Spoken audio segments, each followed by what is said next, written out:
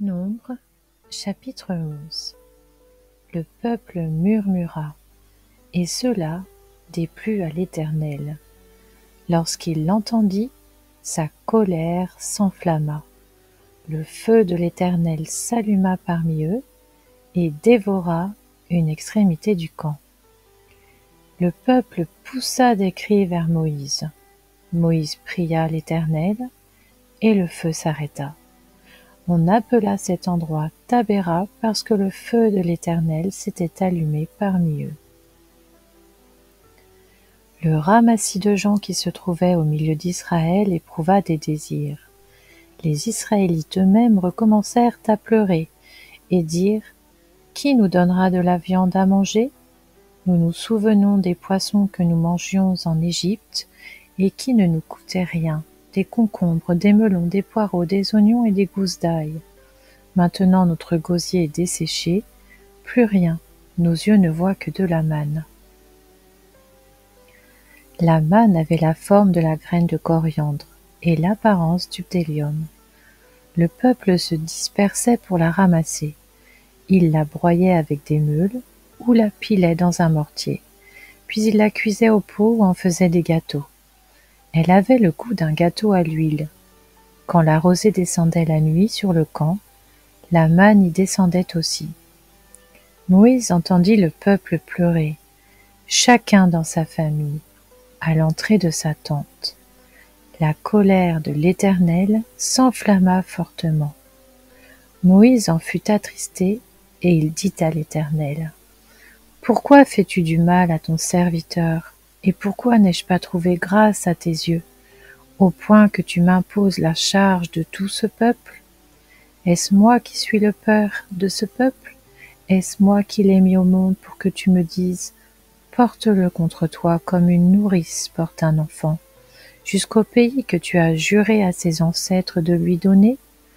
Ou prendrai-je de la viande pour en donner à tout ce peuple ? En effet, ils viennent pleurer près de moi en disant : donne-nous de la viande à manger. Je ne peux pas à moi tout seul porter tout ce peuple, car il est trop lourd pour moi. Plutôt que de me traiter ainsi, tue-moi donc, si j'ai trouvé grâce à tes yeux et que je ne vois pas mon malheur. L'Éternel dit à Moïse : rassemble auprès de moi 70 hommes pris parmi les anciens d'Israël, des hommes que tu connais comme anciens et responsables du peuple. Amène-les à la tente de la rencontre et qu'ils s'y présentent avec toi. Je descendrai te parler là.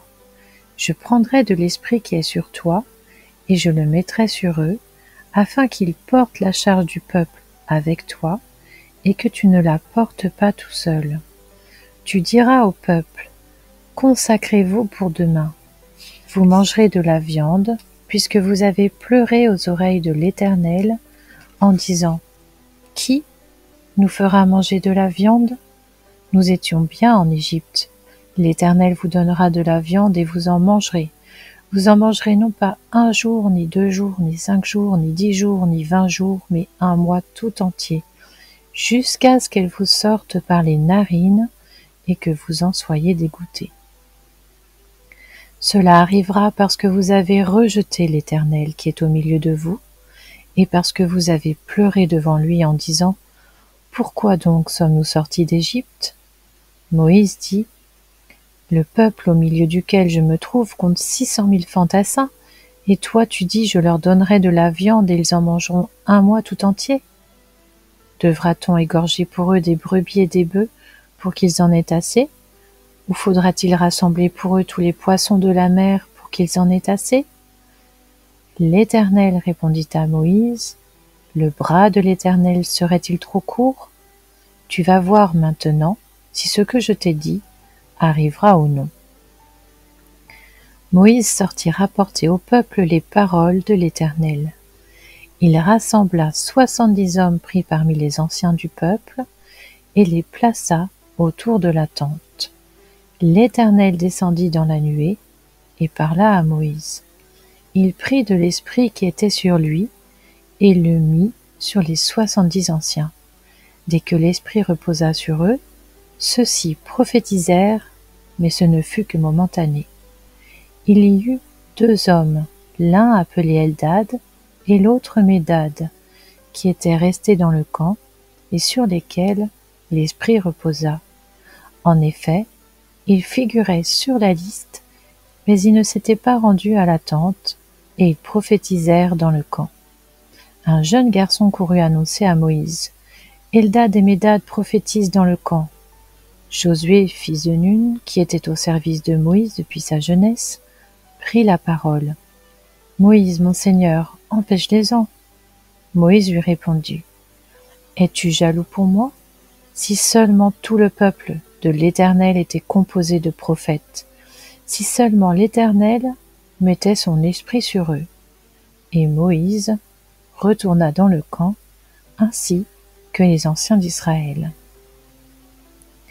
L'Éternel fit souffler de la mer un vent qui amena des cailles et les dispersa sur le camp, sur environ 1 journée de marche de chaque côté, tout autour du camp. Il y en avait près d'1 mètre au-dessus du sol. Tout ce jour-là et toute la nuit, ainsi que toute la journée du lendemain, le peuple se leva et ramassa les cailles. Celui qui en avait ramassé le moins en avait un volume de 2200 litres. Ils les étendirent pour eux autour du camp. La viande était encore entre leurs dents et n'avait même pas encore été mâchée lorsque la colère de l'Éternel s'enflamma contre le peuple. L'Éternel frappa le peuple d'un très grand fléau. On appela cet endroit Kibrot-Hatava, parce qu'on y enterra les membres du peuple qui avaient éprouvé de la convoitise. De Kibrot-Hatava, le peuple partit pour Hatséroth, où il s'arrêta. Nombre, chapitre 12. Myriam et Aaron parlèrent contre Moïse, au sujet de la femme cushite qu'il avait épousée. En effet, il avait épousé une femme cushite, ils dirent: Est-ce seulement par Moïse que l'Éternel parle?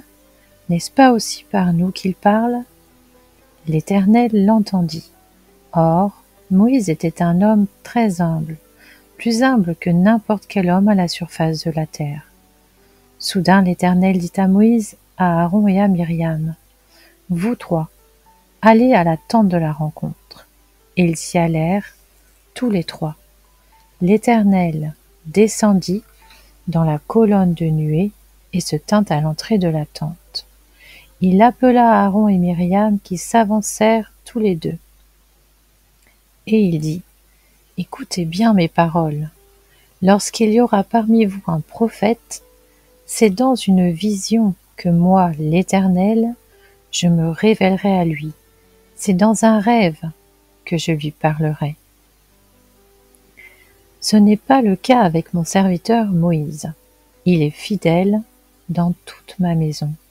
Je lui parle directement.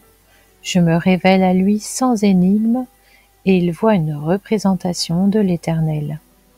Comment se fait-il que vous n'ayez pas eu peur de parler contre mon serviteur Moïse? La colère de l'Éternel s'enflamma contre eux. Il s'en alla, et la nuée se retira de dessus la tente. Et voici que Myriam était frappée de lèpre. Elle était blanche comme la neige. Aaron se retourna vers Myriam et vit qu'elle avait la lèpre. Alors il dit à Moïse: De grâce, mon Seigneur, ne nous fais pas supporter les conséquences du péché que nous avons eu la folie de commettre et dont nous nous sommes rendus coupables. Qu'elle ne soit pas comme l'enfant mort-né qui sort à moitié décharné du ventre de sa mère.